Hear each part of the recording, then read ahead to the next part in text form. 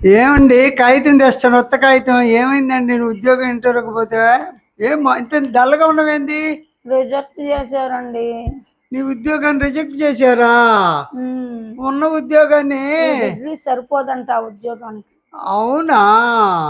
ఉన్న ఉద్యోగాన్ని ఓడగొట్టుకుంటువి, మళ్ళీ ఇంటర్వ్యూలు అన్ని రోజు తిరుగుతా ఉంటివి. రిజెక్ట్ చేశారని ఎంత నల్లంగా ముఖం పెట్టావండి?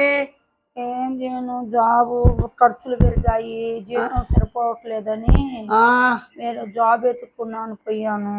అవునా? ఈరోజు మామూలు ప్రైవేట్ ఉద్యోగాల్లో కూడా మంచి కాంపిటీషన్ వచ్చిందండి. చిన్న చిన్న చదువులు సరిపోవు. నీ చదువుకి ఆ ఉద్యోగాలు ఎట్టొస్తాయని వెళ్ళావండి? టీచర్ పోస్ట్ అంటే ఇష్టం కదా. 10,000 ఇస్తారేమో టీచర్ పోస్ట్ చేద్దామంటే వాడు 2,000 కూడా ఇవ్వమన్నాడు. అవునా?